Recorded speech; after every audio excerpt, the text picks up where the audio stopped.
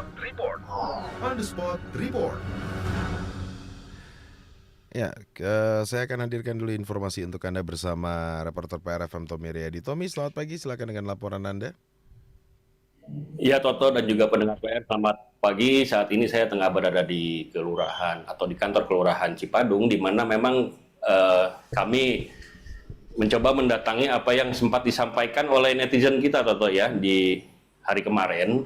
Ada keluhan berkenaan dengan tempat atau fasilitas umum berupa jalan yang digunakan untuk ruang-ruang usaha mirip-mirip seperti di Jalan Ambon nih, Toto, ya. Dan hari ini kebetulan saya juga sudah bersama dua narasumber saya. Ini di sebelah kiri saya ini ada Pak Kasih Tamtid dari Kecamatan Cibiru, ya, Pak Afgan. Kemudian di sebelah kanan saya ini ada Pak Lurah Cipadung yang memang punya wilayahnya nih, Toto. Dan seperti janji kemarin atau permintaan dari warga net yang menginginkan untuk mendatangi lokasi, dan pagi tadi saya sudah mendatangi lokasi bersama bapak-bapak ini begitu untuk menyaksikan langsung seperti apa kondisinya, Toto. Dan alhamdulillah, ya, hari ini sudah dilangsungkan atau langsung bahkan sejak kemarin sudah langsung dilakukan pendekatan-pendekatan. Tapi untuk lebih jelasnya saya ingin bertanya langsung ke Pak MP. Pak MP, mungkin Pak Afgan bisa disampaikan lah seperti apalah kondisinya nih.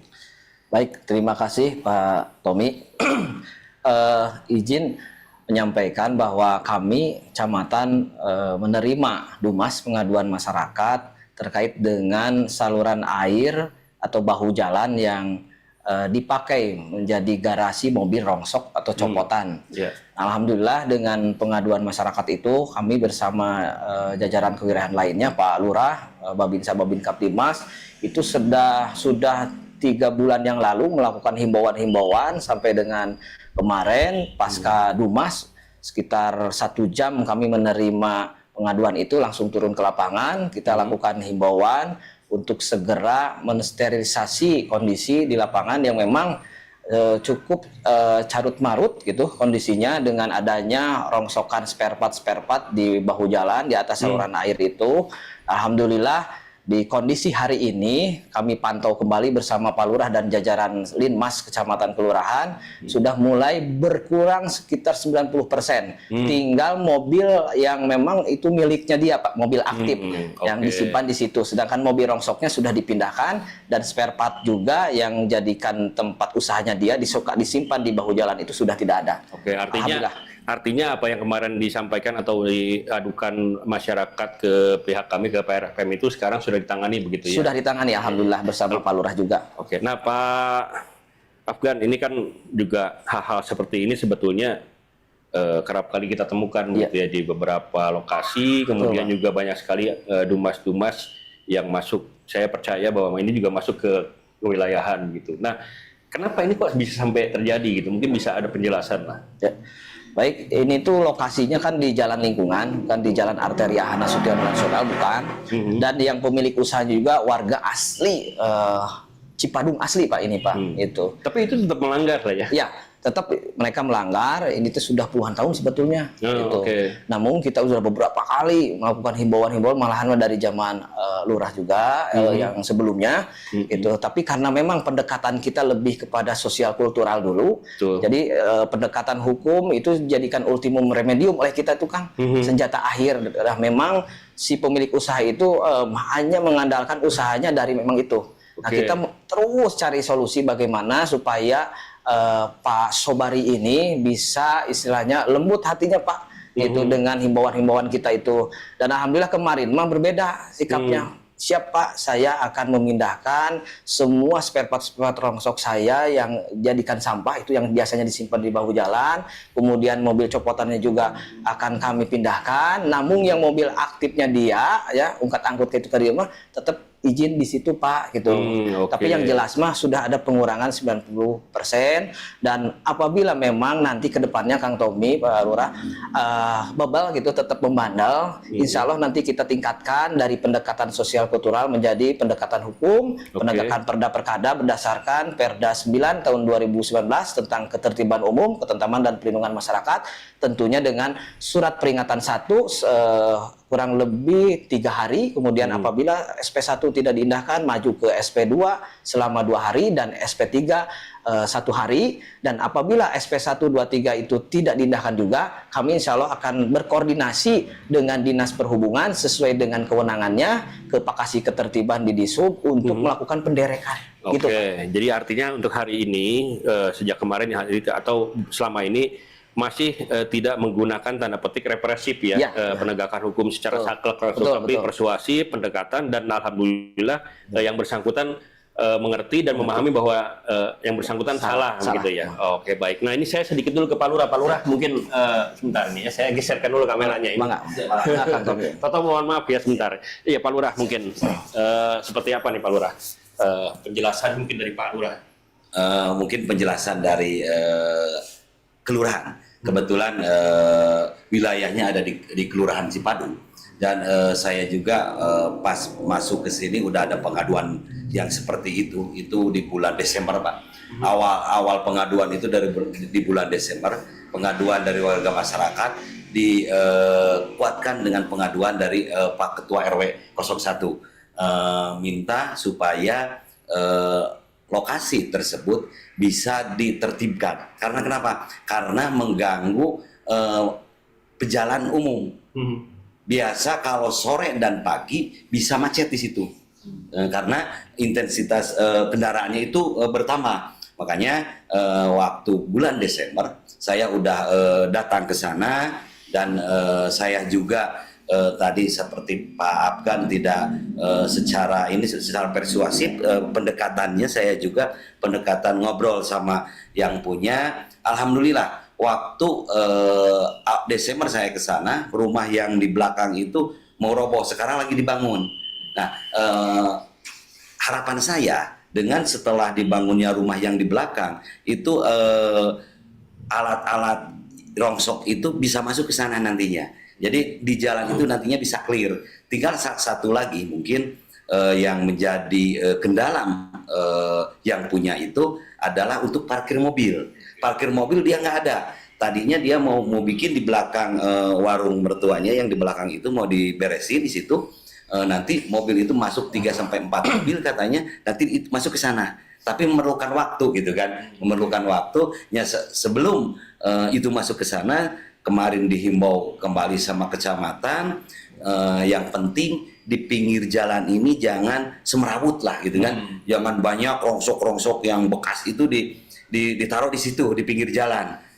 Tapi alhamdulillah tadi dipantau kembali, berarti ada itikat baik dari yang punya, udah dibersihkan. Tinggal satu mobil itu mobil biasa dia pakai untuk kesana kemari untuk ngambil rongsokan yang mau di proses di sana, yang yang bekasnya untuk dibuang. Jadi mobil itu kemarin juga minta izin dulu untuk bisa parkir di sana, karena enggak 24 jam, tidak 24 jam parkir di sana. Mungkin harapan kami mudah-mudahan dengan adanya itikat baik dari si pemilik itu, mudah-mudahan kedepannya jalan Bah Jaksa ini bisa tertib, Pak. Nanti kita juga mungkin setelah ini tertib, nanti kita juga akan langsung mengeksekusi saluran airnya. Karena saluran air itu tidak jalan. Jadi kalau hujan, air itu ke jalan. Masuk ke jalan, itu juga kan mengganggu aktivitas warga masyarakat. Nanti akan dibereskan setelah ini mungkin beres, kita akan membereskan untuk saluran airnya supaya nanti kalau datang lagi hujan tidak masuk ke jalan gitu kan. Itu mungkin. Pak Lurah, ini kan mungkin hal seperti ini kerap kali ditemukan terutama di wilayah dengan ada berbagai alasan lah. Yang paling dominan adalah mereka tidak memiliki ruang usaha, kemudian mereka menggunakan fasilitas umum seperti ini untuk usaha mereka yang memang hanya di situ gitu ya. Nah, ini hal-hal seperti ini Pak Lurah, sebetulnya ketika mereka membuat Fasos Pasum ini menjadi tempat usaha mereka, itu sudah pernah ada komunikasi mungkin dari kelurahan atau minta izin lah segala macam dengan berbagai alasan begitu? Kalau untuk minta izin nggak pernah, Pak. Makanya kita tahu-tahu udah ada aja gitu itu. Nah, artinya nggak pernah minta izin. Nah, tetapi memang kondisi masyarakat seperti itu apa kira-kira pihak kelurahan yang bisa dilakukan? Karena memang apakah memang harus langsung benar-benar ditertibkan atau memang semacam ada toleransi lah karena memang ini bukan masuk dalam kawasan-kawasan yang strategis dan ini juga menyangkut warga begitu ya, kehidupan warga, apakah memang ada diskresi seperti itu gitu? Ya mungkin sebetulnya kalau lihat ininya dia melanggar gitu kan Pak. Dia melanggar tapi mungkin pertimbangannya yang terpenting mereka tidak mengganggu ketertiban umum gitu kan. Tapi kan tidak mengganggu seperti apa karena kalau dia menggunakan pasok-pasok itu otomatis dia mengganggu ketertiban umum kan. Walaupun gimana akhirnya mungkin dengan pendekatan tidak secara frontal kita pendekatan secara karena dia juga warga masyarakat kita, dia juga mencari nafkah di sana dengan pendekatan supaya dia bisa ya minimal untuk mentertibkan tempat usahanya gitu kan. Jangan sampai nantinya kalau udah kita kasih himbauan tadi seperti Pak MP dikasih SP1, SP2, SP3 masih tetap seperti itu. Ya kita juga walaupun dia warga kita tapi kita juga menghargai Perda ya? Iya, Perda, menghargai Perda, menghargai warga masyarakat yang lain. Kan jadi hak warga masyarakat. Siapa lurahnya? Makanya di lain sisi itu warga kami. Di lain sisi itu warga kami yang sedang mencari nafkah untuk keluarganya. Meskipun melanggar Perda.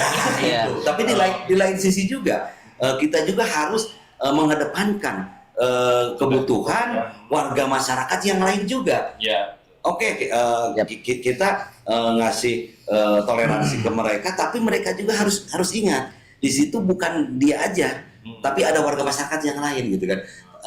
Ya untuk kewilayahan emang tadi kata Kang Tommy bilang dilematis ke kitanya, kita harus seperti apa, makanya kita tidak menerapkan sistem langsung gusur, langsung hantam kayak seperti itu. Kita pendekatan secara kekeluargaan ke mereka seperti apa nantinya, mudah-mudahan mereka bisa mengerti gitu kan, mengerti dengan walaupun dengan pendekatan ini tidak semerta-merta langsung dek hari ini gitu enggak.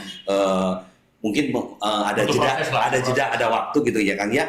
Tapi alhamdulillah sekarang juga kita udah datang beberapa kali ke sana kemarin dan alhamdulillah dia sadar. Pendekatan humanis bisa diatasi.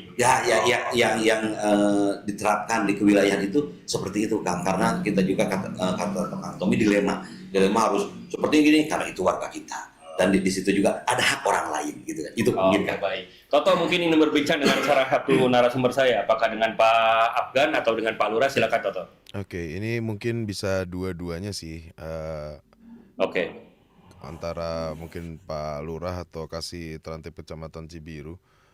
Ya pertanyaannya adalah apakah hanya di Kelurahan Cipadung ini ada pelanggaran seperti ini atau di wilayah lain ada juga yang mungkin masih satu kecamatan gitu atau mungkin masih satu kelurahan, ada lagi pelanggaran yang lain? Oke, mungkin Pak MP yang bisa menjelaskan ini. Jadi bukan selain di Cipadung, di mana lagi di wilayah Cibiru? Ya, terima kasih. Yang pertama saya sampaikan bahwa beberapa tahun yang lalu kita juga memantau, ini mah bukan pengaduan masyarakat, pola kami itu patroli wilayah, pemantauan wilayah sekitar. Nah, kami menemukan di Jalan Ahmad Nasution ini mah jalan arteri Pak, bukan di jalan lingkungan seperti kasus yang sekarang, jalan nasional ini.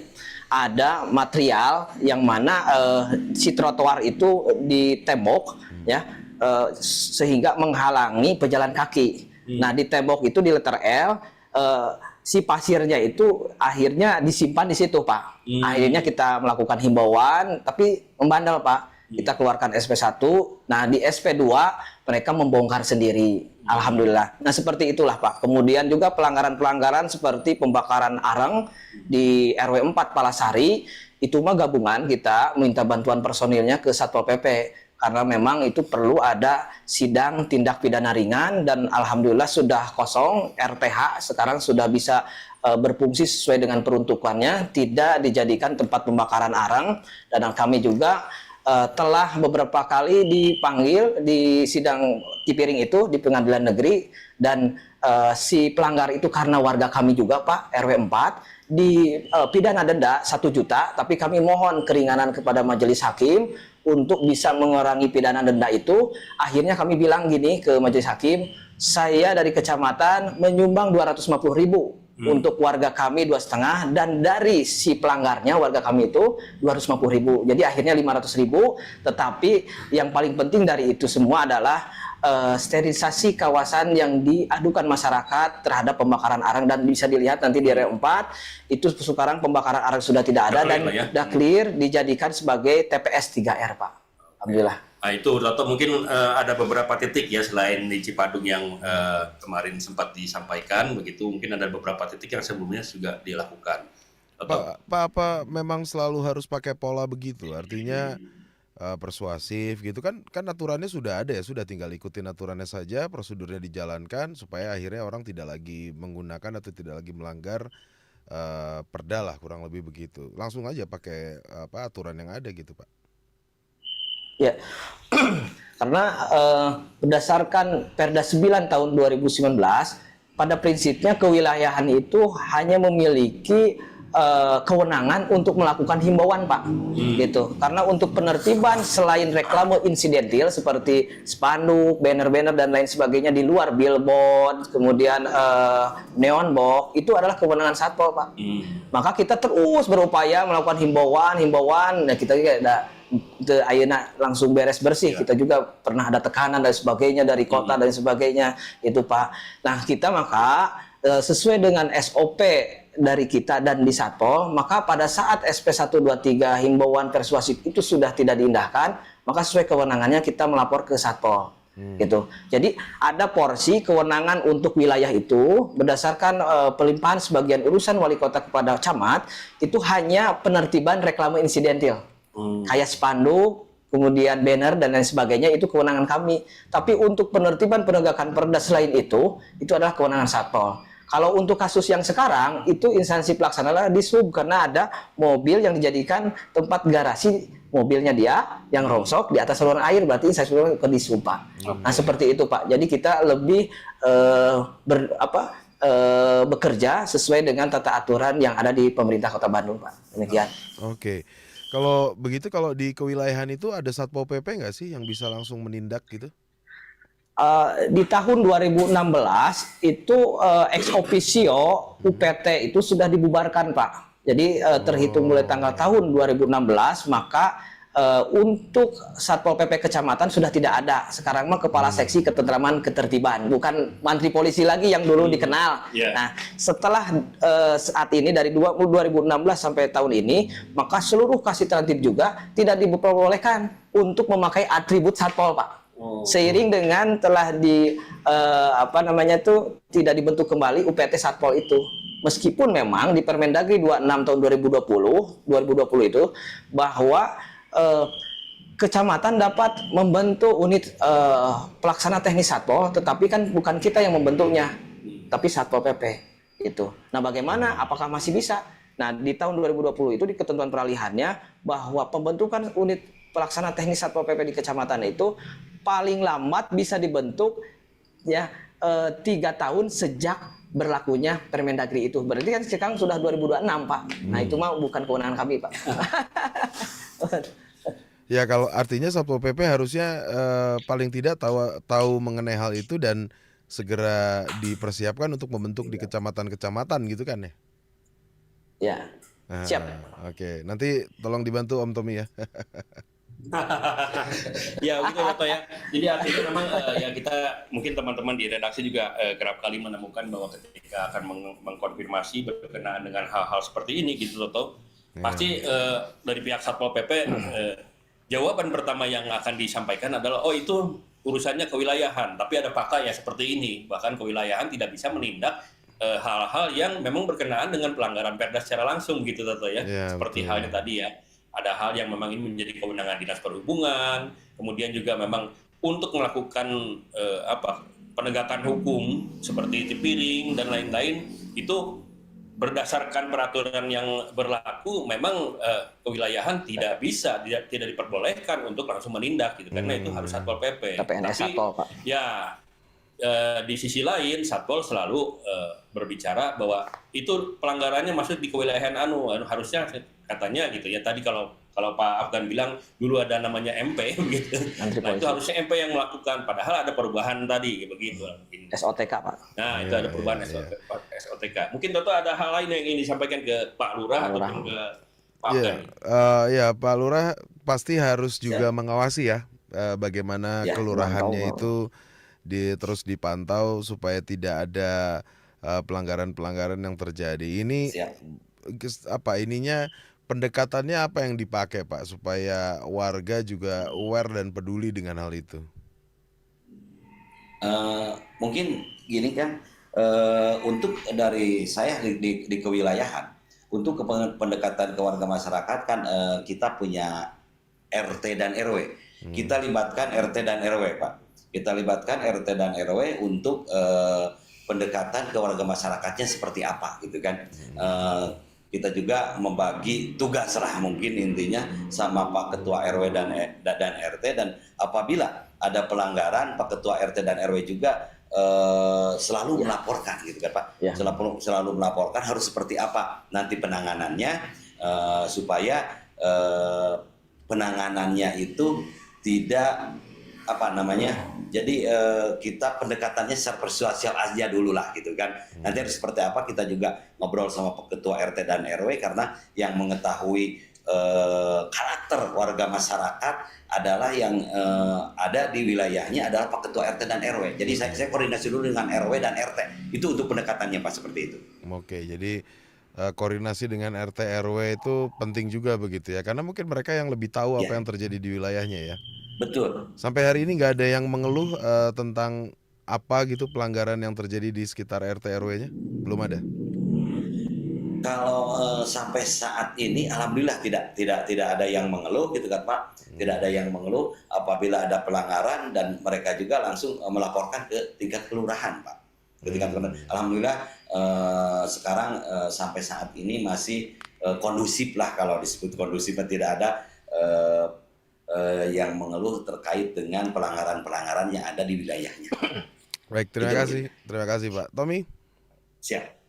Iya, Toto dan juga pendengar PR, mungkin ini saya karena Pak Afgan dan Pak Lurah juga terus terang sangat merespon ya apa yang disampaikan atau dikeluhkan oleh warga sendiri. Saya yakin bahwa warga bapak-bapak ini yang memberikan pengaduan ke kami, dan kami juga berterima kasih kepada warga yang memang masih peduli begitu. Dan jika memang tanda petik ini, mohon maaf ya bapak-bapak, mungkin ada beberapa dari warga kita ini yang memang sepertinya hilang kepercayaan ketika menyampaikan pengaduan, kemudian tidak ada respon, akhirnya mengadu kepada kami dan kami menindaklanjuti itu. Tapi terima kasih sebelumnya sudah juga merespon aduan masyarakat tadi, dan mudah-mudahan ini nggak berhenti sampai sini. Pak Afgan ya. Tetap semangat Kang Tommy. Oke, baik. Atau mungkin hal seperti itu masih saya yakin banyak terjadi, dan kepada pendengar PR dan netizen PR FM juga kami berharap memang dari PR FM juga bahwa pengaduan-pengaduan seperti ini jangan ragu untuk disampaikan ke pihak